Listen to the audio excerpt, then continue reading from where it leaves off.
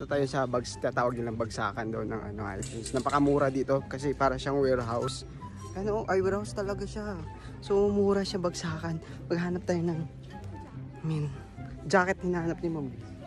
Hello everyone! I hope you guys are doing well. This is Nonoy Kevin, the small, dark, and nevermind. At andito nga tayo sa outlet warehouse or tinatawag nilang apparel warehouse dito sa Sulay, Riyadh. At pagkatapos nga ng work namin, ay dumiretso na kami dito sa outlet warehouse na to kasi medyo malayo siya sa city. Nasa 30 minutes din yung biyahe mahigit.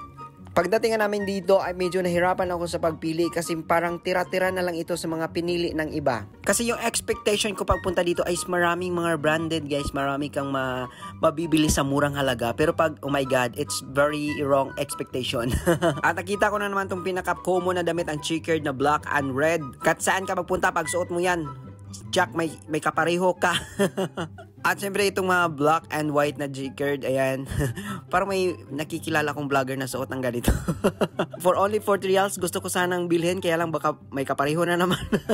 Ito nga si Ma'am kasi kanina parang naghahanap ng jacket na leader. Yun, hanap niya yung leader para sa kanyang palalabs na si Richard Gutierrez. Kaya guys, kung gusto niyo may mga kapareho kayong damit, maghanap kayo ng mga checkered. Ayan, kahit anong kulay, tsak, may kapareho yan. Kaya guys, kung nagbabala kayong pumunta dito sa Sulay, dito sa outlet warehouse or apparel warehouse, mas mabuti pang pumunta na lang kayo ng Haraj kaysa pumunta kayo dito na malayo pero wala naman yung mga expectations yung mga damit na gusto. Yun lang, real talk lang talaga guys. Pero danas ko kasi, that's my opinion only. Kasi siguro yung pagpunta namin dito, pagkarating namin is yung mga tira is kung sa Bisaya pa, mga salin sa pinilian, mga ganyan ba, mga tira ng mga napili na. At meron din naman silang mga shoes dito, kaya lang yung sabi ko mga tira-tira na ng mga napili. At meron din silang mga handbag and body bag for only, hindi ko alam, parang 10 reals yata or 15 reals. Sa wakas may napili si Ma'am Grace, kaya lang medyo mahal.